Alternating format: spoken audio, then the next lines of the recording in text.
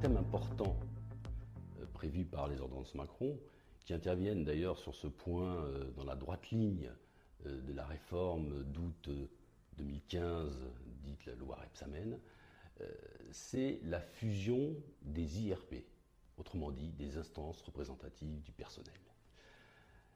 Le projet d'ordonnance prévoit la fusion entre les délégués du personnel, le comité d'entreprise et le CHSCT.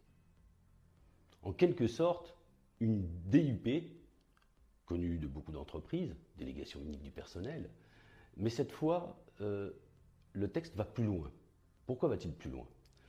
Eh bien, tout simplement parce que la DUP est facultative.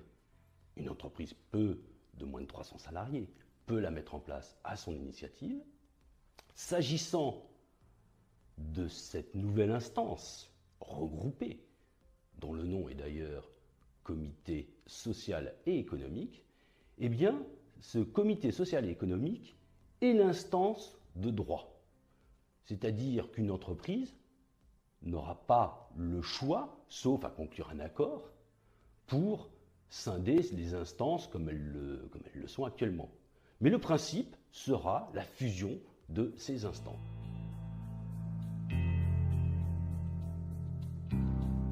L'entrée en vigueur de ces dispositions, eh bien, elle est assez rapide, puisqu'il faut d'abord la publication des ordonnances, bien évidemment, et d'autre part, des décrets, car il est indispensable qu'il y ait des décrets en la matière.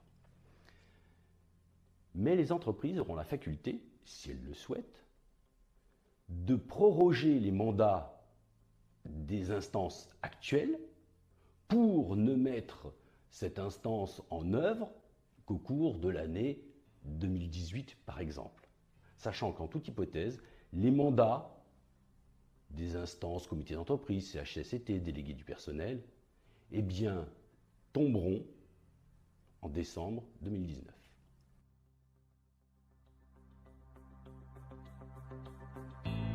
Qu'est-ce que le conseil d'entreprise? Eh bien, c'est le comité social et économique que je viens d'évoquer, mais auquel on a ajouté la capacité de conclure des accords collectifs. En quelque sorte, par accord collectif, les délégués syndicaux de l'entreprise transfèrent leurs compétences à cette nouvelle instance.